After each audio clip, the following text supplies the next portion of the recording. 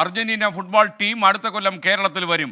കേരളത്തിൽ അവർ 2 മത്സരങ്ങൾ കളിക്കും. മെസ്സി കേരളത്തിലേക്ക് വരാൻ സാധ്യത. ഇത് സംബന്ധിച്ചുള്ള നിർണായക പ്രഖ്യാപനം നാളെ ഉണ്ടാകും എന്നറിയുന്നു. ഇപ്പോൾ നമുക്കൊപ്പം സലീം മാലിക്കും അനിൽ വാസുദേവും ചേർന്നു. സലീം മാലിക്, എപ്പോഴാണ് ഈ പ്രഖ്യാപനം, നിർണായകമായ പ്രഖ്യാപനം ഉണ്ടാവുക? ആവേശം പകരുന്ന വാർത്തയാണല്ലോ മെസ്സി കേരളത്തിലേക്ക് വരുന്നു എന്നാൽ.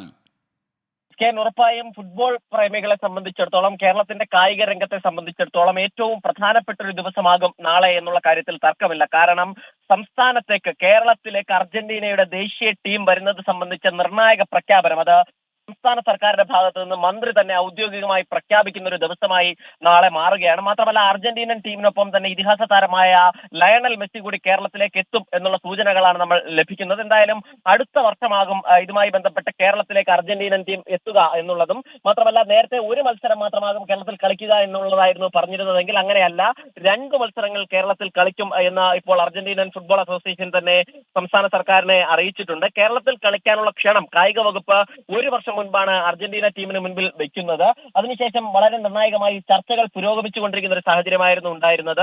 ഒടുവിൽ ആ ക്ഷണം അർജന്റീനൻ ഫുട്ബോൾ അസോസിയേഷൻ അംഗീകരിച്ചിരിക്കുന്നു. അതിന് പിന്നിൽ കായിക വകുപ്പും കായിക മന്ത്രിയും ഉൾപ്പെടെ നേരിട്ട് അർജന്റീനൻ അധികൃതരെ പലതവണ കാണുകയും പലതവണ പോവുകയും സംസാരിക്കുകയും ഒക്കെ ചെയ്തിരുന്നു. അതിനൊക്കെ ഒടുവിലാണ് ഇപ്പോൾ ആ തീരുമാനത്തിലേക്ക് എത്തിയിരിക്കുന്നത്. മാത്രമല്ല, ഏഷ്യയിലെ ഒരു പ്രമുഖ ടീമുമായും ദേശീയ ടീമുമായും ഓരോ മത്സരങ്ങൾ വീതം കളിക്കും എന്നുള്ളതാണ് നിലവിലുള്ള തീരുമാനം. എന്തായാലും ഇതുമായി സംബന്ധിച്ച് ഇതിൽ സംസ്ഥാന സർക്കാരിനെ സംബന്ധിച്ചിടത്തോളം, കായിക വകുപ്പിനെ സംബന്ധിച്ചിടത്തോളം ഉണ്ടായിരുന്ന ഒരു പ്രധാനപ്പെട്ട വെല്ലുവിളി, മെസ്സി ഉൾപ്പെടെ അർജന്റീന ടീം, പ്രത്യേകിച്ചും അവർ ലോക ചാമ്പ്യന്മാരാണ്, അവരെ കേരളത്തിലേക്ക് എത്തിക്കുന്നതിന് ഭീമമായ ഒരു തുക വേണ്ടിവരും എന്നുള്ളതായിരുന്നു. വലിയ തുക സംസ്ഥാന സർക്കാരിന് കണ്ടെത്തേണ്ടി വരും എന്നുള്ളതായിരുന്നു ഒരു പ്രതിസന്ധി. അത് സ്പോൺസർഷിപ്പ് വഴി പണം കണ്ടെത്താൻ കഴിയും എന്നുള്ളതാണ് കായിക വകുപ്പിന്റെ നിലവിലെ പ്രതീക്ഷ. കാരണം മെസ്സിയെ പോലെ ഒരാൾ, ഒപ്പം അർജന്റീനൻ ടീമിനെ പോലെ ഒരാൾ, വലിയ കേരളത്തിൽ തന്നെ നേരത്തെ തന്നെ ഈ കേരളത്തിലെ ആരാധന അർജന്റീനയിൽ വരെ എത്തുകയും അതിന്റെ പ്രശസ്തി അവിടെ വരെ എത്തുകയും ചെയ്തതാണ്. അതുകൊണ്ട് തന്നെ സ്വാഭാവികമായി ആ സ്പോൺസർഷിപ്പിലൂടെ തന്നെ വലിയ തുക സമാഹരിക്കാൻ കഴിയും എന്നുള്ളതാണ് കായിക വകുപ്പിന്റെ നിലവിലെ. Thank you Salim Malik. അനിൽ വാസുദേവ് കൂടി നമുക്കൊപ്പം ചേരുന്നു.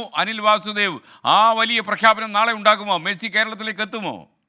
തീർച്ചയായും അങ്ങനെ ഒരു പ്രഖ്യാപനത്തിന് വേണ്ടി നമ്മൾ കാലങ്ങളായി, അല്ലെങ്കിൽ ഒരു വർഷത്തോളമായി കാത്തിരിക്കുന്നു എന്ന് പറയേണ്ടിയിരിക്കുന്നു. കാരണം ലിയോണൽ മെസ്സി ലോകത്തിന്റെ ഉന്നതിയിൽ എത്തി നിൽക്കുന്ന സമയം, ലോകകപ്പ് നേടി നിൽക്കുന്ന സമയം, മെസ്സിയെ ഏറ്റവും കൂടുതൽ ആരാധിക്കുന്ന ആളുകളിൽ ഒരാളാണ് നമ്മൾ കേരളത്തിലുള്ളവർ. നേരത്തെ അർജന്റീനയ്ക്ക് ഏറ്റവും പിന്തുണ നൽകിയ ആളുകൾ ഒരുപക്ഷെ അർജന്റീനയേക്കാൾ കൂടുതൽ ബംഗ്ലാദേശിലെയും ഇന്ത്യയിലെയും ആരാധകർ, അത് പ്രത്യേകിച്ച് കേരളത്തിലെ ആരാധകർ എന്ന തരത്തിലാണ് ഉണ്ടായിരുന്നത്. അപ്പോൾ മെസ്സി കേരളത്തിലേക്ക് വരുന്നത് സംബന്ധിച്ച് നമുക്ക് വലിയ സന്തോഷം നൽകുന്നതാണ്. ഇതിൽ ഏറ്റവും സുപ്രധാനമായ കാര്യം, ഒരുപക്ഷെ AIFF-ന്, അഖിലേന്ത്യാ ഫുട്ബോൾ ഫെഡറേഷന് സാധിക്കാത്ത കാര്യം ഒരുപക്ഷെ കേരളത്തിന് സാധിക്കുമെങ്കിൽ അത് വലിയ വലിയ നേട്ടം എന്ന് തന്നെ നമുക്ക് പറയേണ്ടിയിരിക്കുന്നു. കാരണം നേരത്തെ അർജന്റീനൻ ടീമിനെ കൊണ്ടുവരാൻ ഉള്ള ഒരു ശ്രമങ്ങൾ അഖിലേന്ത്യാ ഫുട്ബോൾ ഫെഡറേഷൻ നടത്തിയിരുന്നു. പക്ഷേ അർജന്റീന ടീം ഭീമമായ തുക ആവശ്യപ്പെട്ടു. പക്ഷെ അതിന് പ്രകാരം ഒടുവിൽ AIFF അതിൽ നിന്ന് പിന്മാറുകയായിരുന്നു ഉണ്ടായിരുന്നത്. പക്ഷെ അതിന് പിന്നാലെയാണ് കേരളം നേരിട്ട് ചർച്ചകൾ തുടങ്ങിയതും കായിക മന്ത്രി സ്പെയിനിലെ അർജന്റീനയുടെ ഓഫീസിലൊക്കെ തന്നെ പോവുകയും അവിടെ പോയി അവിടുത്തെ അധികൃതരെ കാണുകയും ഒക്കെ തന്നെ ചെയ്തത്. പക്ഷെ അപ്പോഴും വലിയ രീതിയിൽ സംശയങ്ങൾ ഉണ്ടായിരുന്നു. പക്ഷേ ഇനിയും ഇക്കാര്യത്തിൽ ഒരു ഔദ്യോഗിക പ്രഖ്യാപനത്തിന് വേണ്ടി മാത്രമാണ് നമ്മൾ കാത്തിരിക്കുന്നത്. ഏതാണ്ട് 100 കോടിയോളം ചെലവ് വരുമെന്നാണ് അന്ന് പറഞ്ഞത്. അതായത് ഇന്ത്യയിൽ നിലവിൽ മെസ്സിക്ക് കളിക്കാൻ പറ്റിയ ഒരു ഗ്രൗണ്ട്, ആ തരത്തിലുള്ള അന്താരാഷ്ട്ര നിലവാരത്തിലുള്ള ഗ്രൗണ്ട് ഇല്ലെന്ന് തന്നെ പറയാം, കേരളത്തിൽ പ്രത്യേകിച്ചും. അപ്പോൾ കേരളത്തിൽ ആദ്യം നല്ലൊരു സ്റ്റേഡിയം വേണ്ടിയിരിക്കുന്നു.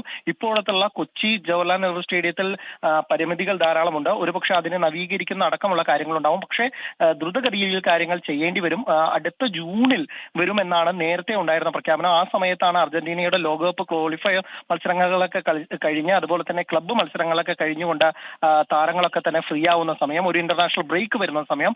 ഏതാണ്ട് ആ സമയത്ത് വരികയാണെങ്കിൽ, ഒരു 2 മത്സരങ്ങളെങ്കിലും കളിക്കുകയാണെങ്കിൽ ഒരുപക്ഷെ കായിക കേരളത്തിന് കിട്ടുന്ന ഏറ്റവും വലിയ ഊർജ്ജമായി അത് മാറും എന്ന കാര്യത്തിൽ യാതൊരു തർക്കവും വേണ്ട. പ്രത്യേകിച്ച് ലിയോണൽ മെസ്സി വരികയാണെങ്കിൽ ടിക്കറ്റ് എത്രയായാലും എത്ര പൈസയാണെങ്കിലും ആളുകൾ അത് എടുക്കുമെന്ന കാര്യത്തിൽ തർക്കമില്ല.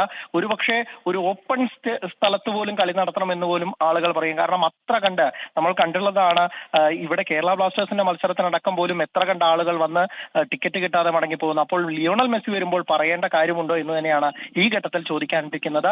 എല്ലാ കണ്ണുകളും അല്ലെങ്കിൽ എല്ലാ ചെവികളും ഒക്കെ ഒക്കെ തന്നെ ഇനി കാതോർക്കുന്നത് ആ ഒരു നിമിഷത്തിന് വേണ്ടിയാണ്. കായിക മന്ത്രിയുടെ പ്രഖ്യാപനം ഉണ്ടാകുമെന്ന് തന്നെയാണ് AFA, അതായത് അർജന്റീനൻ ഫുട്ബോൾ അസോസിയേഷനിൽ നിന്ന് ഒരു അനുകൂല തീരുമാനം ഉണ്ടായി എന്നുള്ള വിവരമാണ് കായിക വകുപ്പ് മന്ത്രിയുടെ ഓഫീസിൽ നിന്നൊക്കെ കിട്ടുന്ന വിവരം. എന്തായാലും ഇത് ഔദ്യോഗികമായി മന്ത്രിയുടെ ഭാഗത്ത് നിന്ന് ഒരു പ്രഖ്യാപനം ഉണ്ടാവുകയാണെങ്കിൽ കേരള കായിക ചരിത്രത്തിൽ തന്നെ ഏറ്റവും സുപ്രധാനമായ ഒരു ദിവസമായി നാളെ മാറും. SKN. ഓക്കെ, എന്തായാലും മെസ്സി കേരളത്തിലേക്ക് എത്താൻ സാധ്യതയുണ്ടെന്ന സൂചന വരുമ്പോൾ തന്നെ നമ്മൾ ആവേശഭരിതരായിരിക്കുന്നു. ഇനി നമുക്ക് എന്തായാലും ആ നല്ല കാര്യം സംഭവിക്കട്ടെ. കേരളത്തിലെ ഫുട്ബോൾ ആരാധകർക്ക് ആ വലിയ വാർത്ത നാളെ കിട്ടട്ടെ എന്നാണ് നമ്മുടെ ആഗ്രഹം.